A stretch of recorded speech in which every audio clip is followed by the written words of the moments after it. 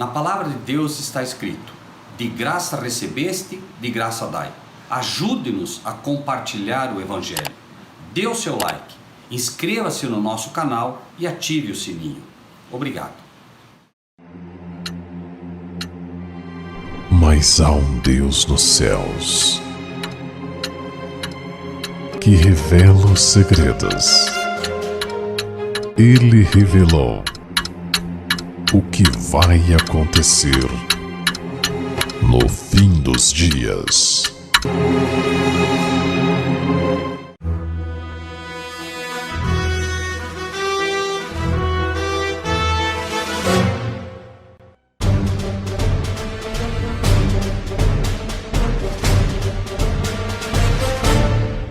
Amém.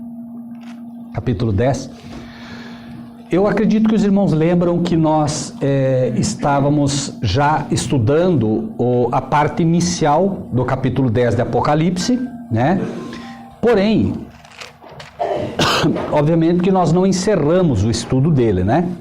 Então, para que a gente possa pegar o fio da meada, por favor me acompanhem novamente, capítulo 10, então, nós vamos ler a partir do versículo 1 de novo, para que isso fique mais claro, tá?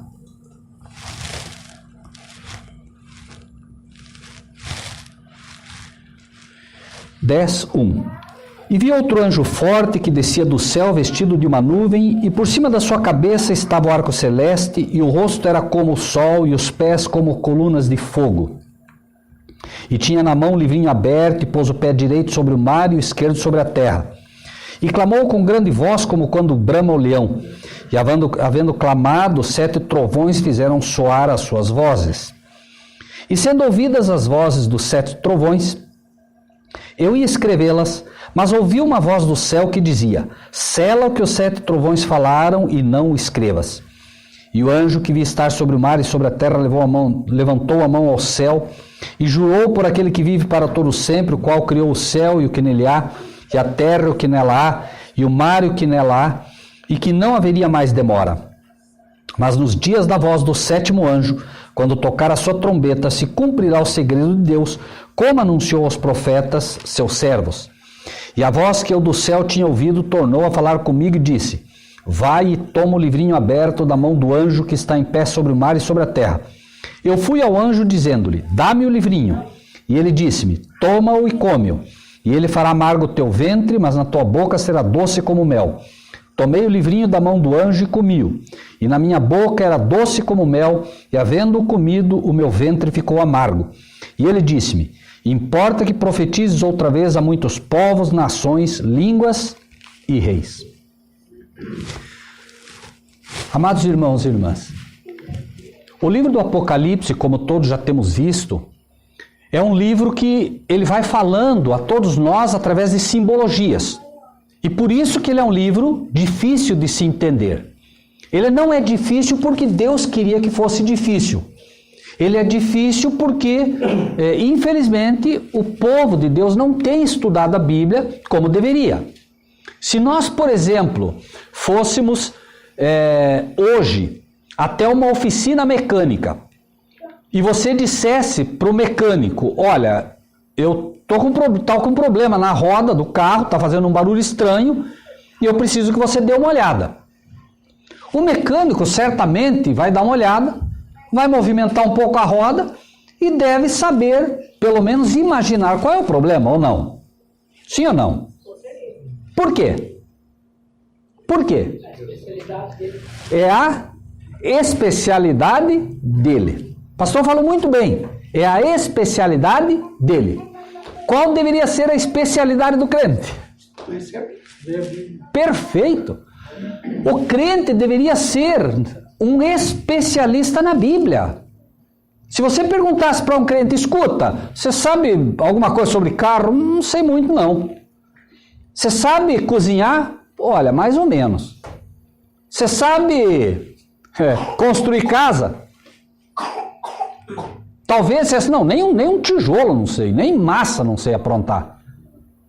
Mas perguntasse: e da Bíblia? Ah, bom, agora essa é a minha área.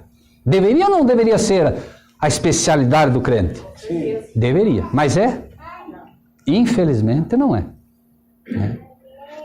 tanto é isso verdade, que até surpreende essa igreja, sendo uma igreja pequena como é, ter 1, 2, 3, 4, 5, 6, 7, 8, 9, 10, 11, 12, 13, 14, 15, 16, 17. É um bom número se nós formos analisar o restante, com uma igreja com um número de membros assim, você ter 17 pessoas numa terça-feira de frio para estudar a Bíblia. Infelizmente, acaba sendo um bom número. Aos olhos do céu não seria nunca um bom número, mas infelizmente aos olhos da terra acaba sendo um bom número. Porque se você pegar hoje igrejas que estão acostumadas com outro tipo de culto e convidar para fazer estudo da Bíblia, não sei se aparece 2 ou 3 gatos pingados. É ou não é assim? E é triste. Imaginem o coração de Deus ao ver isso nas suas igrejas, naquelas que dizem ser igrejas de Deus. Porque no final das contas, a Bíblia nunca vai deixar de ser uma carta de amor de Deus. E quando eu não gosto de estudar a carta de amor de Deus, é simples. É muito simples. Por que eu não gostaria de ler a carta de alguém que eu deveria amar? Eu só não gosto de ler a carta de alguém porque eu não gosto daquela pessoa. Ou não é assim?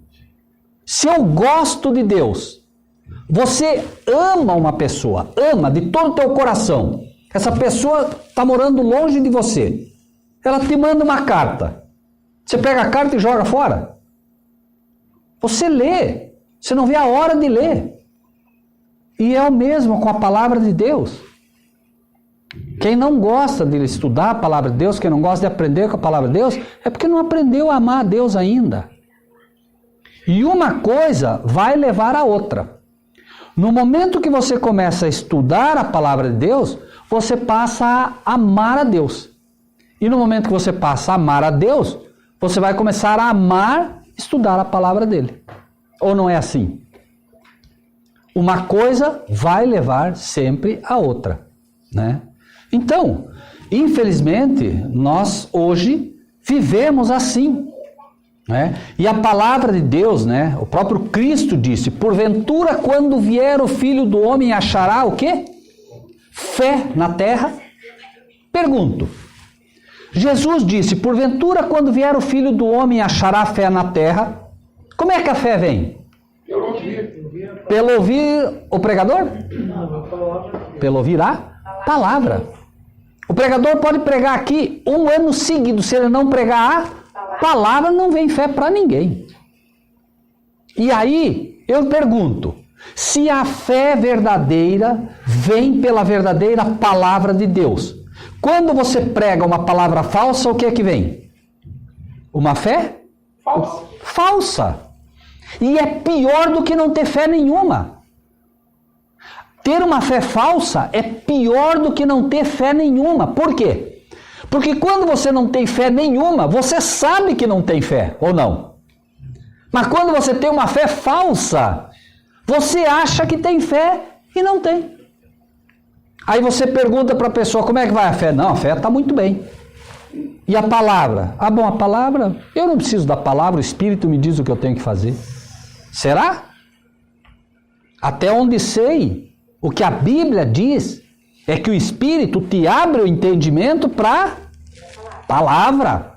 O Espírito não vai te comunicar coisas contrárias à palavra. E você precisa aprender a seguir esse manual. Então, não é de estranhar que as igrejas hoje estejam nas condições que estão. Não é de estranhar. Por quê? Se falta a palavra, falta a sabedoria. Né? E o princípio da sabedoria é o temor de Deus. Mas o temor de Deus só pode vir através da palavra. Se você não conhece a palavra, você não tem o temor de Deus. Você tem medo dele. É diferente. Temor é reverência, é respeito, é sabedoria para poder entender o que ele te pede. Você dar glória a Deus, né? Dar glória a Deus não é dizer glória a ele na igreja. Dar glória a Deus é obedecê-lo no que ele te pede. O que Jesus disse? Eu glorifiquei-te na terra fazendo a tua vontade. Glorificar a Deus é fazer a vontade dele. Você glorifica a Deus muito mais fora da igreja, fazendo a vontade dele, do que gritando glória dentro da igreja e não fazendo a vontade dele lá fora. Aquele é um baita crente, a gente vai lá na igreja e quase fica rouco de tanto dar glória. E lá fora, ninguém gosta dele porque ele é um péssimo crente. É o crente de igreja, né? Ou não é verdade, irmãos? E aí sofre. O povo de Deus verdadeiro acaba sofrendo por quê? Porque essas ovelhas, esse joio atrapalha o verdadeiro trigo. O joio atrapalha o trigo, irmãos. Por quê? Porque enquanto a verdadeira igreja busca a palavra, ora, pede, quer se consagrar a Deus, o joio, o diabo já colocou. Quem colocou o joio na igreja? Para quê? Para atrapalhar, é lógico. É só para isso. Parece, mas não é. Parece, mas não é. Muito parecido, Mas não é. Se os dois pés conjuntos, fica fraquinho, o trigo fica fraco, perde o joio. Claro, rouba a vitamina do trigo, Enfraquece. E não dá para arrancar muitas vezes, porque arranca junto o trigo, A raiz já se enlaçou, E como é que nós entenderíamos isso? Não arrancar. A palavra de Deus diz o quê? Nem por força, nem por violência, pelo meu espírito. Então o que se faz? É pelo espírito. Você não vai arrancar, por quê? Você não tem condições de saber quem é joio e trigo. E aí muitas vezes você vai querer arrancar o joio, mas ele é muito amigo de um trigo. E aí você arranca o joio, o trigo se ofende. E arranca ele junto. Não é assim? É verdade. A palavra de Deus é perfeita, irmãos. A palavra de Deus diz que por um bom pode ser que alguém morra, mas por um justo, como assim? Pode morrer por um bom, mas pelo justo, não. Irmãos, é fácil ser bom. É fácil. Você sai ali na rua, tem um sujeito morrendo de fome, e você, não, eu vou mostrar que eu sou bom, vocês estão vendo aqui, eu vou pagar uma janta para ele. Mostra para todo mundo. É fácil ser bom. Mas é difícil ser justo. Verdade. Porque para ser justo, você tem que saber exatamente o que está fazendo e não, de preferência, que a mão esquerda não saiba o que está fazendo a direita. E o justo, irmãos, por que é tão difícil ser justo? Apenas para a gente poder entrar nesse... Vamos imaginar que a irmã ganhasse um caminhão de areia. Dissesse, olha, a irmã ganhou um caminhão, pelo menos uma carga de areia, e dissesse assim, eu quero que a irmã divida com o pastor Vilmar. E eu quero que a irmã seja, o quê? Justa. O que a irmã faria? Como é que a irmã vai ser justa? O ser humano faria o quê? Vamos pesar, correto? Vamos pesar metade para cada um. Justo, não é? Deus olharia e dizia, não foi justo. Como assim, senhor? Nós pesamos e tal? Sim. Só que ele recebeu 383 grãozinhos a menos. Isso é ser justo. Deus conta os grãos, ou não? Ele conta os cabelos. Então o que a gente pensa que é justo, não é. Aí você diria, é quase impossível ser justo. Bom, bem-vindo à palavra de Deus. Que a palavra de Deus diz que... a palavra de Deus diz, não é? Que aquilo que é impossível aos homens, é possível a Deus. Então por isso que é difícil ser justo.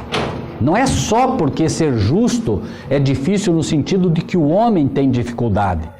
É difícil ser justo porque muitas vezes o que é justo parece errado. O sujeito é justo, parece errado. Ele pega e dá 10 reais para um e 10 reais para o outro. Um pegou aquele 10 reais, foi lá e comeu. O outro pegou os 10 reais, foi lá e bebeu cachaça. Aí volta no outro dia para pedir dinheiro. E você só dá dinheiro para aquele que comeu. Diz, não vou te dar, você vai gastar em cachaça, estou ajudando você a ficar viciado. Quem olha de fora diz, não, mas ele não está sendo bom. Se ele fosse bom, ele dava para os dois. Ele está sendo o quê? Está sendo justo. Certo? Ele não quer manter o vício. Diz, não, eu vou te dar para você eu dou, para ele eu dou 10 reais, para você eu vou dar um prato de comida. Porque senão você vai... Ele está sendo justo. É assim, né? Mas para quem olha de fora, né, é difícil. Capítulo 10, versículo 1. Vi outro anjo que descia do céu, anjo forte, vestido de uma nuvem, e por cima da sua cabeça o arco celeste. E o rosto era como o sol e os pés como coluna de fogo. Quem lembra, nós falamos sobre esse anjo forte. Que anjo forte é esse? É o anjo que substituiu Lúcifer. Isso, e o nome dele? Gabriel, muito bem, né? Tinha na mão um livrinho aberto e pôs o pé direito sobre o mar e o esquerdo sobre a terra. Que livro é esse? Que livro? Nós estudamos. Claro, não é fácil porque é muita informação, né? Mas a igreja aprende, devagarinho nós vamos aprendendo. Só tinha um livro selado na Bíblia, só um, que era o livro de Daniel. Amém. Livro de Daniel. Esse livro estava selado, mas aí o livro lá no capítulo 5 foi aberto. Quem abriu? Revelação de Jesus Cristo, a qual Deus lhe deu para mostrar aos seus servos as coisas que brevemente devem acontecer, e pelo seu anjo as enviou, que a notificou a João, seu servo. Quem tinha o livro fechado na mão? O Pai. Quem revelou o livro? Jesus. A quem Jesus entregou? Para o anjo.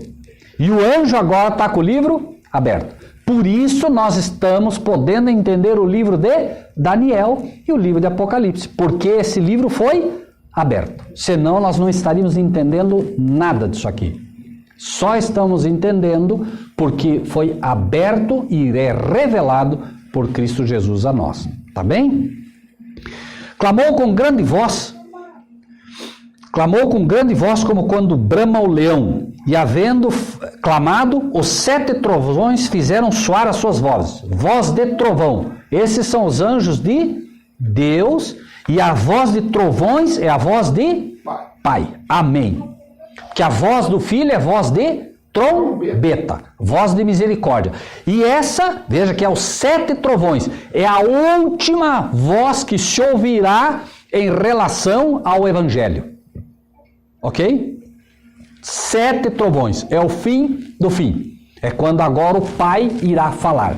Certo? O que mais? Sendo ouvidas das 7 trovões as suas vozes, eu ia... Versículo 4. Eu ia o quê? João diz. O que ele ia fazer? Escrevê-las. Mas ouvi uma voz do céu que dizia, sela o que os 7 trovões falaram e não escreva. Olhem que interessante. Está aberto aqui.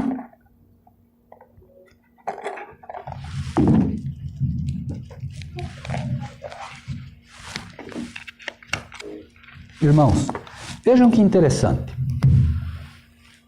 João vê um livro fechado. Deus está com o livro oferecendo para que alguém abra. Só Cristo pode abrir. Cristo abre, revela, entrega para o anjo. Agora aparece o anjo com o livro aberto. É o livro de Daniel. E agora os 7 trovões emitem as vozes e João vai fazer o quê?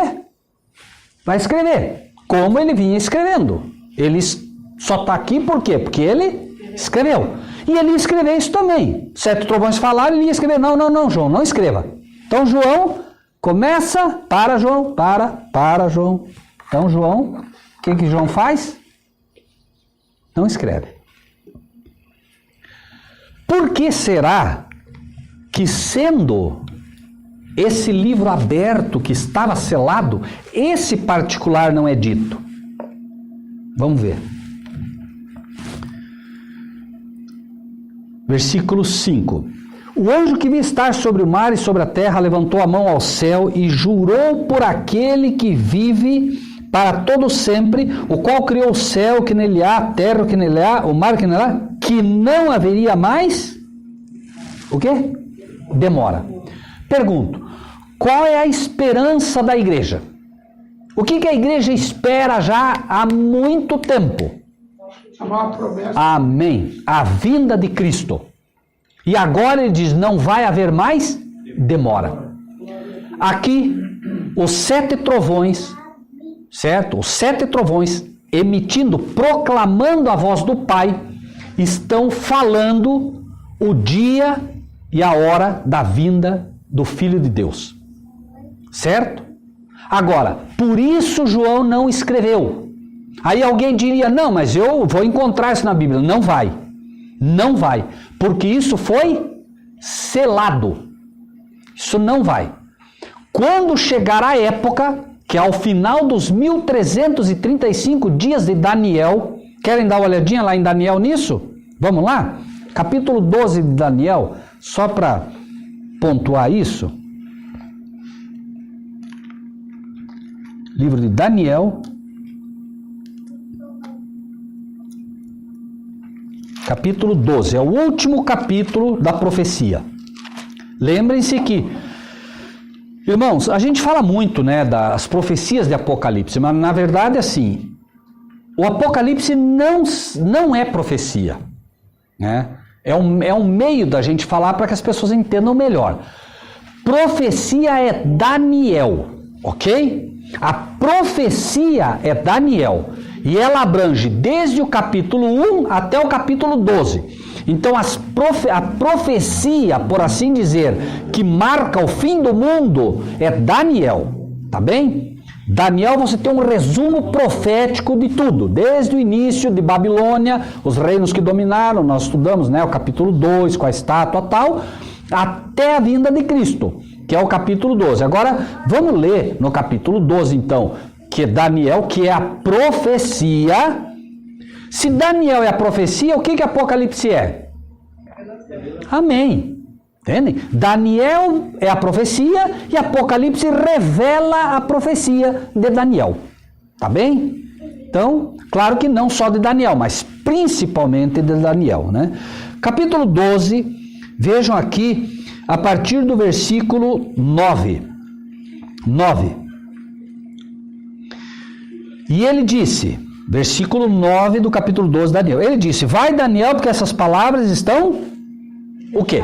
Fechadas e o que mais? Até quando?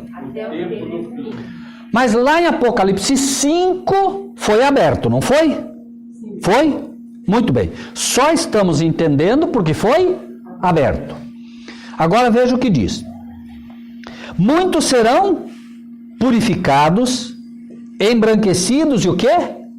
Provados. Essas são as três classes. Quem lembra? Pedra, prata e ouro. São três classes de salvos.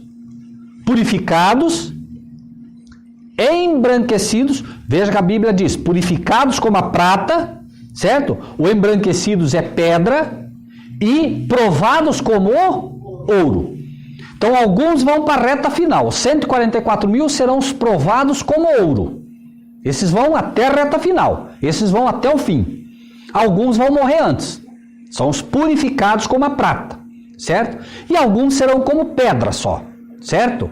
Como pedra. O que acontece com a pedra? Joga no fogo, ela fica embranquiçada. Mas ela muda? Não. Joga a prata no fogo, o que acontece? Ela é purificada, é tirada toda a sujeira dela. Toda a sujeira do cristão que for purificado vai ser o quê? Tirada. Mas alguns vão ser aquecidos mais, vão ser mais provados. Esses são os 144 mil. Esses vão ser realmente provados a fé assim, de uma forma... imaginem assim, irmão, não vamos estudar isso hoje, mas imaginem assim. Hoje você ora e sente a presença de Deus. Você sente conforto e tal. Imagine agora uma hora você orar e não sentir nada. Por quê? Porque vai ter que pisar o lagar sozinho, como Cristo. Vai ser provado até o fim, como o Vale do Jaboque. Nós vamos passar pela experiência de Jacó. Vamos passar pela experiência de Cristo. Ele pisou o lagar sozinho. O Espírito de Deus é retirado da terra, irmãos. E quem foi selado, foi selado. Quem não foi, está perdido. Continue o justo praticando a justiça e o injusto a injustiça. Porta fechada. Entendem? Não é estudo de hoje, mas só para a gente poder entender um pouquinho daqui, tá bom? Muitos serão purificados, embranquecidos e provados. Mas os ímpios, o que acontecerá? Procederão impiamente. Vão continuar. Não se converte mais agora. E nenhum dos ímpios... Versículo 10. Nenhum dos ímpios entenderá. Mas quem vai entender? Os sábios. E quem são os sábios? Princípio da sabedoria é o temor de Deus. Mas os sábios por excelência aqui, tá lá no início do 12. Vamos ver o 12 lá, ó. No início um pouquinho. Voltem um pouco. 3. 12, 3. Amém. Os sábios, pois, resplandecerão como o resplendor do firmamento. E os que a muitos ensinam a justiça. E o que é a justiça? Vejam. Todos os teus mandamentos são justiça, diz a palavra de Deus. Então, os que ensinam os mandamentos, todos aqueles que hoje têm a coragem de ensinar que os mandamentos da lei de Deus estão em vigor, esses resplandecerão como firmamento. Quem não ensina isso hoje, não quer dizer que vai se perder, não é disso que tratamos, mas não resplandecerão como firmamento, não serão as estrelas preciosas de Cristo. Me entendem? Não serão o povo peculiar de Deus. Não vai entender as profecias. Por quê? Porque primeiro Deus revela para você o quê? As doutrinas. Deus vem e diz assim, aqui estão meus mandamentos. Você quer ser o meu servo? Quero. Para ser meu servo, você precisa me obedecer. Aceita? Aceito. Agora sim, você começa a obedecer, ele começa a te revelar as profecias. Mas se você não quer obedecer ele, por que ele te daria as profecias? O que vocês acham? Só para te condenar? Não. Deus tem uma metodologia de trabalho e ela deve ser respeitada. A profecia ele só dá para os servos. E servo só é servo quando obedece. É justo, não é? É justo, né? É como se você tivesse uma empresa e você contrata uma pessoa para trabalhar para você. Pergunto, você vai contratar uma pessoa que você não conhece e vai colocá-la de gerente da tua empresa no dia seguinte? Claro que não. À medida que você conhece essa pessoa e ela te obedece, você percebe agora que pode confiar nela, e você vai colocando ela num cargo o quê? Maior. Não é assim? Sim. Ela precisa conhecer, ela precisa ser obediente, ela precisa saber fazer, e assim vai ser com Deus, né? Deus vai cada vez mais, né, distribuindo dons à medida que você age de acordo com aqueles que você tem. É aquilo que já mostramos também aqui, né? Quando Deus vem e te dá algo, né? Você pega na mão, ele te dá outra, a mão, e você quer mais. O que você precisa fazer para receber mais? O que precisa fazer? Esvaziar, precisa passar para outro. Então, à medida que você recebe, você tem que receber para quê? Para guardar? Para de graça recebeste, de graça dai. Você, né? Por que invariavelmente, pelo menos se o pastor é um pastor dedicado, que busca, que procura ensinar a igreja, por que invariavelmente o pastor que é um pastor realmente que se consagra, por que ele conhece mais? Por quê? Porque ele faz o quê? Ele estuda, mas ele não estuda para ele. Se ele estudar para ele, o que acontece? Vai morrer com ele.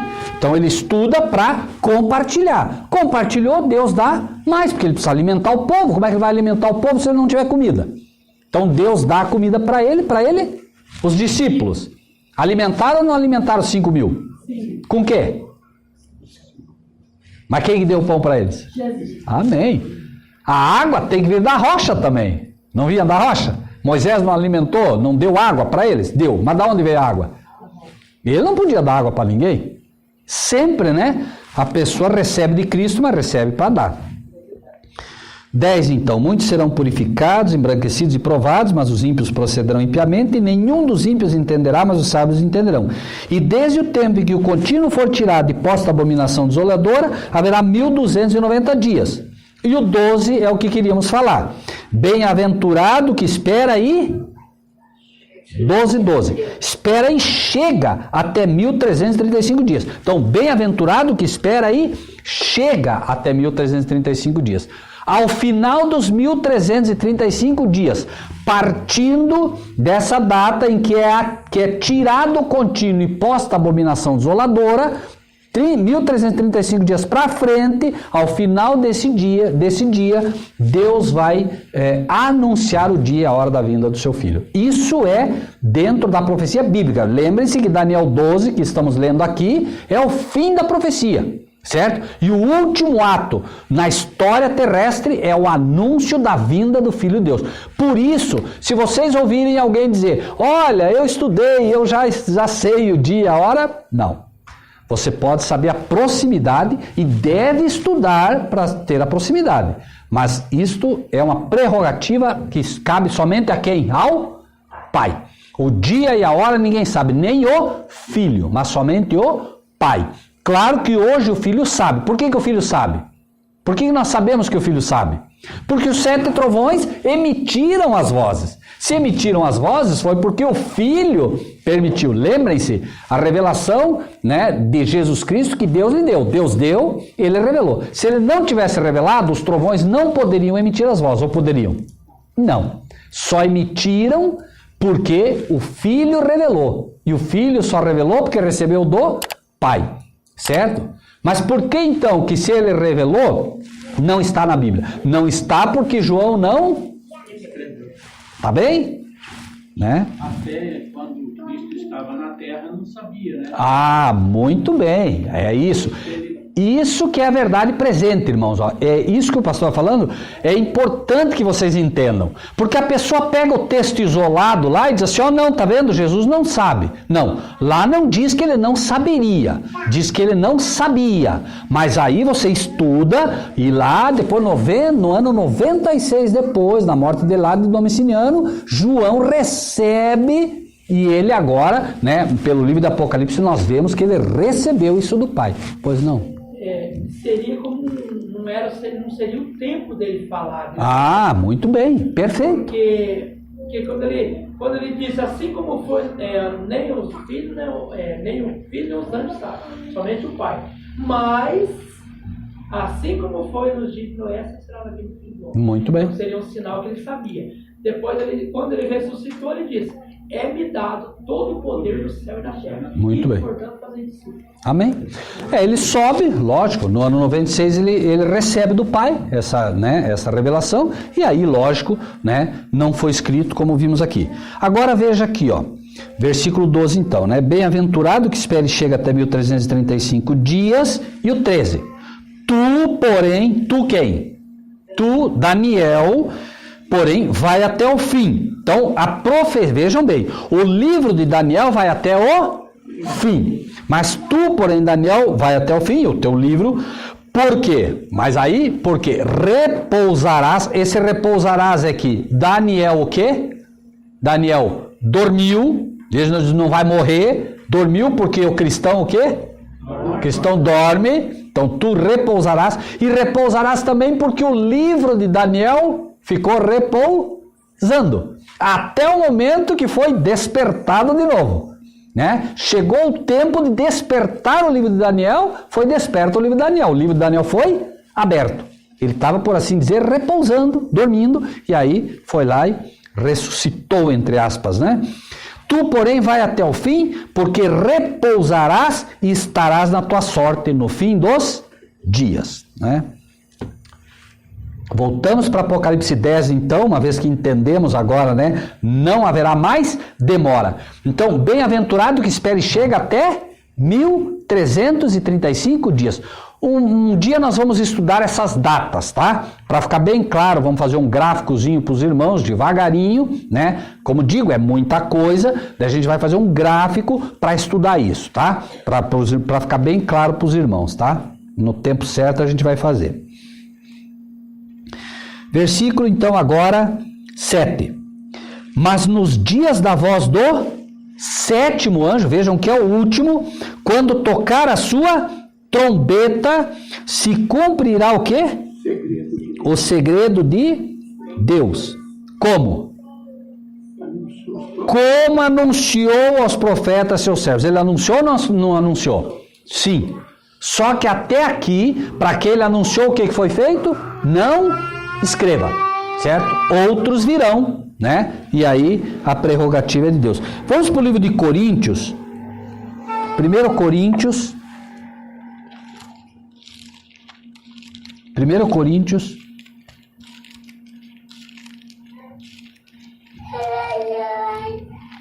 Capítulo 15.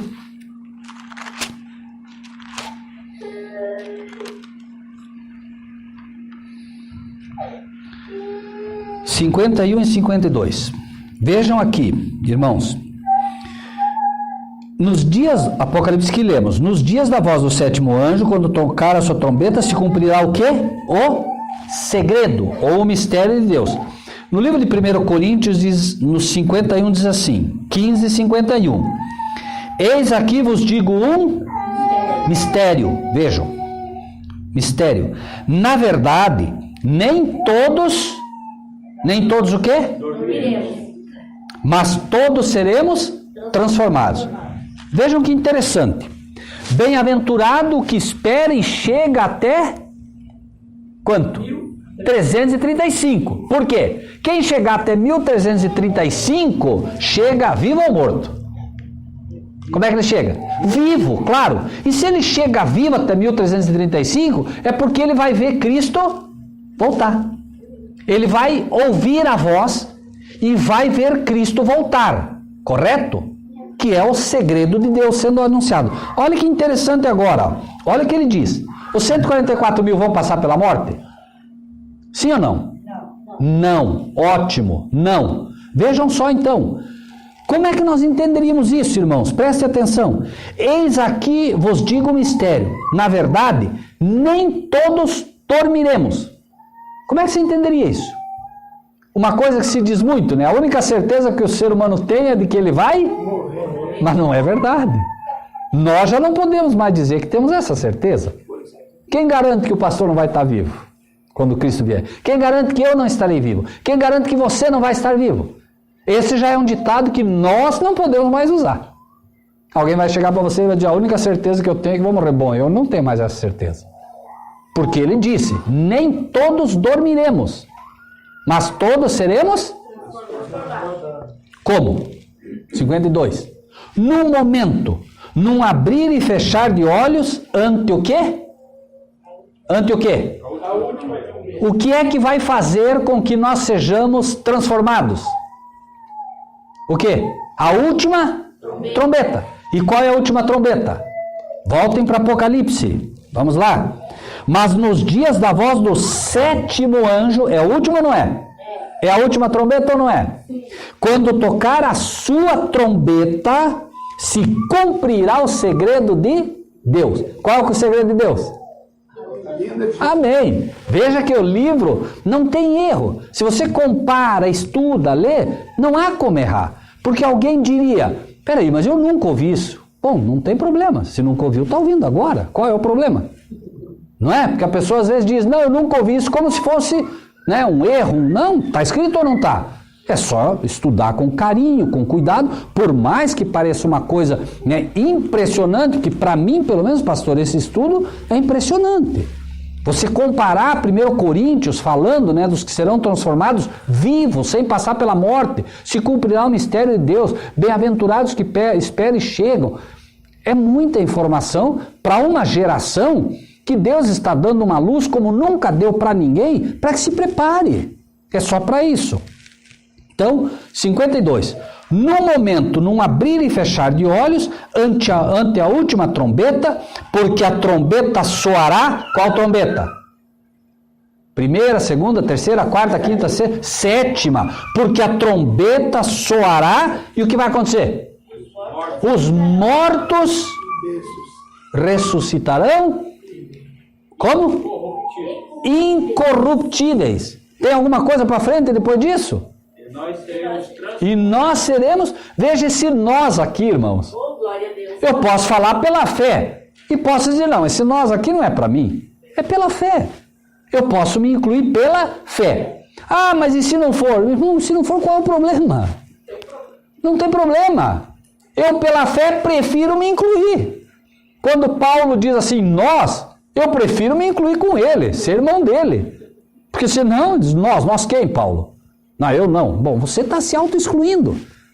Porque tudo para nós vem pela fé.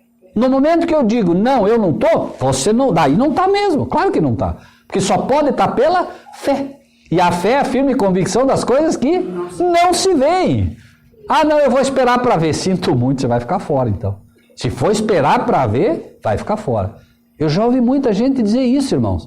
Não, eu prefiro esperar para ver. Então fique esperando. Tem muita gente que ficou esperando. Conta-se que um sujeito, houve uma inundação muito grande e ele conseguiu subir no telhado de uma casa. E ele orou a Deus e disse: Senhor, me salve, eu vou morrer afogado, me salve. Eu creio que a maioria aqui conhece essa história, né? E o que aconteceu? Passou um barco. Não, Deus vai me salvar, né? Passou outro barco, maior. Não, Deus vai me salvar. Um helicóptero. Não, Deus vai me salvar. Finalmente morreu afogado. A questão agora seria: mas espera aí, Senhor, por que o Senhor não me salvou? Mas como? Te mandei um barco.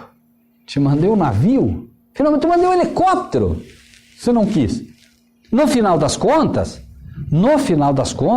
sempre será pela fé. Mas Deus tem os instrumentos dele.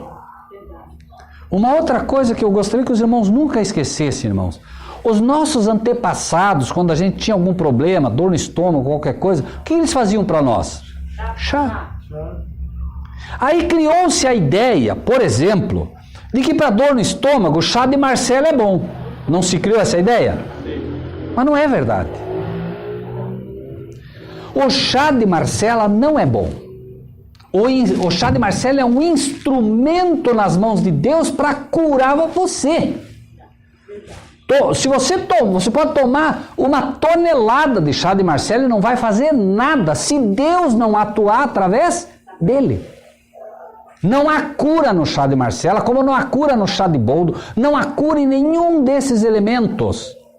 É que Deus escolheu aquele instrumentozinho, as folhas das árvores são para a cura das nações. Mas não é ela que te cura, Deus te cura através delas. Entende? E a gente erra, muitas vezes, e deixa de dar glória a Deus nisso, ou não? Não, toma um chá de Marcela que cura. Não, tome um chá de Marcela que Deus te cura através dele. Essa é a palavra certa, ou não é assim, pastor? É verdade. Claro. O pessoal diz: não, planta trigo que nasce. Não nasce nada.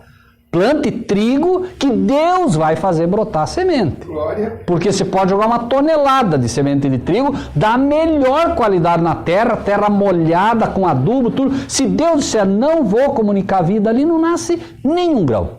É que daí está atribuindo a glória de Deus àquilo. Claro, ao ser humano. O ser humano diz: não, a minha semente é a melhor de todos. Não, tua semente não é melhor que nenhuma. Se Deus não comunicar a vida, pois não, irmão? Pastor, tem um agricultor dos Glória, o Leonardo, ele chega ali de manhã e fala assim: não pode chover, porque está nublado, não pode chover. Não tem que chover, não vai dar nada. Se chover, não vai dar nada. Daí esse dia chegou, já estava começando a se esfriar. Não pode, não vai dar já. Não pode. Até agora, ainda eu não tive vontade de falar as coisas para ele. A hora que Deus me permitir, né, eu vou falar para ele. Com a tua vontade, sem vontade, vai chover, vai dar geada, né? Porque ele quer. Na verdade, tentem entender, né, o amor desse Deus. É uma coisa até, parece muito simples, mas é real. Você imagine Deus olhando para o ser humano. Tá o povo aqui de Santa Teresa que plantou tudo, um exemplo hipotético. Todo mundo plantou trigo. Não pode dar geada porque o trigo tá brotando flor, né? Se der geada vai queimar tudo. E lá em Cascavel alguém plantou alguma cultura que precisa de uma geadinha. Aí tá o povo todo de Cascavel orando, pedindo para Deus mandar uma geadinha. E tá o povo aqui: Senhor, não deixa vir uma geada aqui de jeito nenhum. Vai virar uma guerra. E Deus como é que faz agora? Vejam que não é fácil ser um Deus maravilhoso como Ele é. Então Deus tem a prerrogativa de atender. Claro, Ele pode simplesmente fazer: bom, vou jogar a geada aqui não vou. Mas Ele não trabalha assim. Deus trabalha naquilo que é a necessidade. O sujeito se levanta, ganhou um monte de dinheiro, está sendo mal com os outros, Deus pode permitir que ele perca um pouco, para ele sentir um pouquinho na pele que as coisas não são bem assim. Deus sabe o que faz.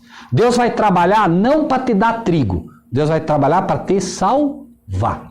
Se você tiver que perder 10 lavouras seguidas para ele poder te salvar, você vai perder as 10 lavouras e vai agradecer ele um dia por isso. Vai chegar lá no céu e vai dizer: Senhor, muito obrigado. E agora eu estou vendo que se o Senhor tivesse me dado aquelas lavouras, eu estava lá agarrado naquele pé de trigo lá, tinha queimado junto. É assim, irmãos, ou não é? O ser humano é terrível. Agora vocês veem que Deus maravilhoso nós temos, né? Que por vezes permite que a gente tenha certos problemas, né? Para que a gente possa realmente dar valor para o céu. Porque senão a gente se agarra num pé de cebola aqui e fica aqui, né? O ser humano é assim, né? Bom, 1 Coríntios então, né?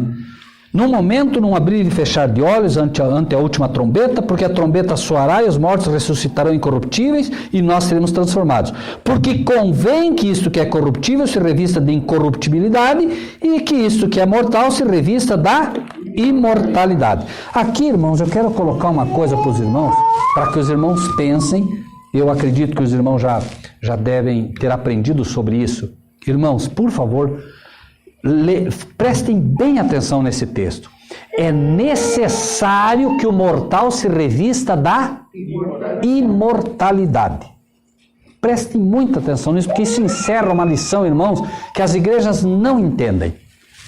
O homem não tem meio termo, irmãos. Não há meio termo. O homem ou é mortal ou ele é imortal. Não existe isso de alma imortal. Não existe isso do homem fica, a alma vai, porque não existe isso, meus amados. Não existe. O que existe é um ser humano que deveria ser eterno, mas pecou. Então ele perdeu a condição de ser eterno. Então agora todos nós vivemos com uma vida que nos é emprestada. Entendem isso, irmãos? Conseguem entender isso? A vida que nós temos é uma vida emprestada. Você morreu. O fôlego de vida que estava em você vai para onde? Para onde? Deus. Diz, o fôlego de vida volta a Deus que o deu. Então, o fôlego de vida, né? Estamos respirando, sim ou não? Ó, inspirando. O que eu estou inspirando? Vida de Deus. E agora? Expirando. Expirando o quê? Vida de Deus. Por isso se diz, ele morreu, ele expirou. Certo? Então, o homem não é imortal, irmãos. O homem é o quê? Mortal. O homem e a mulher é mortal. Morreu. Vai para a sepultura. Quem está lá na sepultura? Está o irmão inteiro. Está ele lá. É ele que está lá. Não tem um pedaço dele no céu, no inferno, nada disso. Está ele na sepultura, certo? E o fôlego de vida, que nunca foi dele, de quem é o fôlego de vida? De Deus. De Deus. Está onde? Está lá. Ele está na sepultura. Do lado dele, morto, passou 1 ano, 2, 10, 15, não importa. Do lado da sepultura dele tem um anjo cuidando da sepultura dele. Por quê? Porque ele é um servo de Deus. Ele é um filho de Deus. O anjo vai ficar ali. Ninguém toca naquela sepultura. Ninguém. Não sei se vocês sabiam, os satanistas pegam cadáveres mas no servo de Deus não encosta. Certo? O anjo não deixa. Então, tá ali o anjo. Chega esse dia da 7ª trombeta, o anjo diz agora, filho de Deus, levanta, teu pai te chama. Agora ele levanta. Por quê? Porque o fôlego de vida de Deus voltou para ele. Agora ele levanta. É esse dia fantástico. Mas enquanto isso, ele não pensa, ele não age, ele não sabe de nada do que está acontecendo. Os mortos, os vivos sabem que vão morrer. Os mortos não sabem nada, diz a palavra de Deus. Amém? Então, é isso que tem que entender, irmãos. E o que vai acontecer então? Aquilo que é mortal se revista da imortalidade. Quando? Quando você ressuscita. Certo? Agora é que você passou a ser imortal. Porque agora você não morre mais. Tá bem? A vida eterna começa agora para aquele que levantou. Isso tem que acabar com a ideia falsa de que a pessoa morre, vai para o inferno e começa a queimar. Ou morre, vai para o céu. Não, irmãos. Né? Amém que os irmãos tenham esse entendimento, porque, pastor, a maioria não tem, pastor. A maioria pensa que o sujeito morre, não, está lá no inferno queimando. Não, foi lá para o céu, está lá já no céu. Irmãos, pensem um pouco, só para a gente, né? Olha que curioso. Lázaro morre. Nós sabemos que Lázaro dormiu. Se Lázaro dormiu, como sabemos que dormiu, morreu, e a crença diz que vai para o céu, vai para o inferno, para onde Lázaro teria ido? Sendo um servo de Deus como era, para onde ele iria? Com certeza. Aí Cristo pega e puxa ele de volta do céu. Não sei se vocês param para pensar. Parem para pensar como isso, por todos os aspectos, é errôneo. Ele diria: Senhor, por que o Senhor fez isso comigo? Eu estava lá no céu, o Senhor me trouxe de volta para esse vale de lágrimas. Senhor, meu sonho foi... Irmãos, qual é o sonho de todos os irmãos aqui? Aí o pastor vai para o céu. Pastor, volta. Vai ficar aqui nesse vale de lágrimas mais um pouco. Ele diz: Senhor, mas por que o Senhor fez isso comigo? Estava tão bom, eu no céu, meu sonho foi para o céu. Quando eu finalmente vou, o Senhor me traz de volta. Irmãos, eu não falo por mal, por favor, entendam como o inimigo cria doutrinas e as pessoas aceitam sem questionar. E mais, irmãos, quem foi que cometeu o primeiro pecado no planeta? Satanás. Satanás foi o primeiro. Se fez Adão pecar, mas o primeiro que pecou foi quem? No planeta, ele já se rebelou lá no céu e veio e trouxe o pecado para cá, certo? Claro, como homem, Adão, sem dúvida, pastor, mas Satanás. Pelo menos 6.000 anos que a Bíblia relata, 6.000 anos pecando, pastor. Ele é o pai da mentira, ele é o enganador, e fez milhões pecar.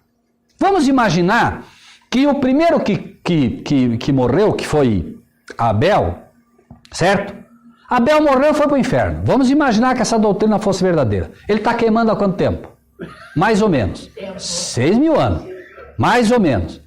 Satanás vai ser destruído. Satanás só vai para o lago de enxofre daqui talvez 10, 15, 20, 30, 50 ou 100 anos, não é? Abel vai ter queimado 6.000 anos mais que ele. É justo isso? O que o pastor acha, pastor? Não é absurdo isso? Veja, Satanás pecou muito mais que ele e Abel vai queimar muito mais que ele. Não é justo? Ou é justo? Pensem, irmão, o que os irmãos acham? Seria justo? Não. Pastor, Deus é justo. Deus é justo. O que vai queimar é o pecado. É o pecado, não é o ser humano. A irmã está cheia de gasolina e está se aproximando da fogueira de São João, irmã. Aí eu digo para a minha irmã: por favor, tira esse casaco, está cheio de gasolina. Não, o meu casaco eu não solto. Moro queimado com ele ou não? Isso é o pecado. Eis o Cordeiro de Deus que tira o pecado do mundo, tira o pecado e entrega para ele que não tem mais gasolina em você. Perdão, pastor. Pastor, é tão certo que o senhor falou que quando a gente morre é um anjo que fica guardando, que há testemunho de hoje, né, pastor que foi satanista, que foi macumbeiro, e fazia trabalho com caveiras. Quando ia ao cemitério, que ia chegar perto de um túmulo para mexer, que era um cristão, e falava: não, aí não pode ser tocado. Aí não pode. Porque nós não temos autorização para mexer, porque isso aí pertence ao homem. Muito bem. Inclusive Roger Moore, se não me equivoco, ele era um satanista e ele se converteu porque eles faziam na sexta-feira à noite esse tipo de orgia dantesca, onde se pegavam, né, cadáveres e se ofereciam ao diabo. E quando eles se julgavam os mais poderosos, os anjos mais poderosos estavam com eles e tal. Quando eles foram para pegar o coveiro já tinha separado para eles. Quando foram para pegar, eles disseram: não, desse de jeito nenhum, nem pensar esse aí. Esse é um servo de Deus, não podemos nem tocar ali. Não, mas como assim? Falou. Como assim? Não, falou, os anjos que cuidam deles são muito poderosos. Não, mas como? Nós não somos mais poderosos? Falou, não. Falei, então tem mais poderoso que nós? Não. E aí ele percebeu, tem alguma coisa errada então. E aí ele foi estudar e percebeu que os anjos de Deus eram mais poderosos. Falou, não, então eu quero o outro lado. E abandonou o satanismo, mas sofreu muito, porque tentaram matá-lo. A história dele é uma história bem interessante. Mas é como disse o pastor, né? Vamos seguir? Já encerramos aqui. Versículo 8 de Apocalipse 10, então. E a voz que eu do céu tinha ouvido tornou a falar comigo e disse: vai, toma o livrinho aberto na mão do anjo que está em pé sobre o mar e sobre a terra. Então, o que aconteceu? João foi, pegou o livrinho de Daniel, pegou o livrinho aberto, e agora, lógico, ficou relatado para nós. E nós estamos estudando, certo? E isso é para nós. Então ele pegou o livrinho aberto. Estamos com o livro aberto ou não estamos? Estamos estudando ou não estamos? Pessoas antes de nós, e a gente vai estudar isso um pouquinho melhor no futuro também, pessoas antes de nós estudaram o livro de Daniel. Quando estudaram o livro de Daniel, eles chegaram nisso aqui, versículo 9. Fui ao anjo dizendo-lhe, dá-me o livrinho. E ele disse-me, toma-o e come-o. Ele fará amargo o teu ventre, mas na tua boca será doce como mel. Pessoas estudaram isso em meados de 1844, chamaram esse povo de povo do advento, mas não foi só esse povo. Foi o povo do advento, houve pessoas em vários lugares no planeta que começaram a estudar o livro de Daniel. Quando eles estudaram o livro de Daniel, é como vocês hoje, como nós. Imagine, nós estamos estudando o livro de Daniel, olha, e eles entenderam erroneamente, mas entenderam que Daniel estava falando da vinda do Filho de Deus. Claro, porque o que estamos falando aqui? Vinda do Filho. Mas eles não entenderam os 1335. Entende? Nós já temos luz para saber que Deus é quem vai dizer o dia e a hora. Mas eles, pela profecia, nós vamos estudar, vocês vão ver que eles não erraram porque eram bobos. Eles erraram, na verdade, porque estudaram, mas a mão de Deus ainda estava sobre alguns detalhes, E eles estudaram, o que eles fizeram? Pegaram o livrinho e comeram. O que nós estamos fazendo com o livrinho? Estamos comendo, não é o pão da vida? Comeram. E imaginem o pastor, eu e os irmãos aqui, estudando o livro de Daniel e descobrir na profecia que Cristo está vindo. É doce ou não é? É gostoso ou não é? É. Mas o que ia acontecer? Ia ficar amargo,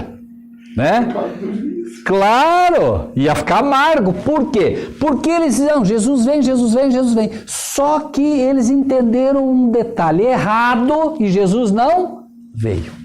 Por quê? Porque estava mesclado o juízo dentro do que se aprendia. Não era Cristo vindo à terra, mas era Cristo indo até o Pai. Lembram que o livro aberto, ele foi até quem para pegar o livro? Até o Pai. E eles entenderam que essa ida de Cristo era vindo para a terra. E aí foi o erro. Então esse pessoal comeu e foi muito doce. E pregaram que Cristo estava vindo. O mundo, particularmente Estados Unidos, Europa, despertou. Cristo está vindo, o pessoal vendeu terra, se prepararam tudo e Cristo não veio. Aquilo que era doce ficou amargo. E vocês acham que o inimigo perdeu tempo daí? Aí tinha um monte de gente apontando o dedo, acusando, vocês sempre falam, tá vendo aí, cadê a promessa? Não é o que dizia? Porém, olhem que interessante, irmãos, e só nós, inclusive, temos que agradecer a Deus por eles terem errado. Olha aqui por quê. Vejam, fui ao anjo dizendo-lhe, dá-me o livrinho, e ele disse-me, toma-o, come, e ele fará amargo o teu ventre, mas na tua boca será doce como mel. Tomei o livrinho da mão do anjo e comi-o. Agora é nós, tá? E na minha boca era doce como mel, e havendo comido, meu ventre ficou amargo. Por quê? Por quê? A resposta é o último versículo, 11. O que diz ali? Ele disse-me, o quê? É necessário que ainda profetize a respeito de muitos povos, nações, línguas e reis. Vejam só, irmãos. Então, eles agora ficou amargo, Cristo não veio. Senhor, mas por quê? Porque é necessário que vocês ainda profetizem. Veja, Deus não disse para eles, vocês erraram, vocês fizeram tudo. Não.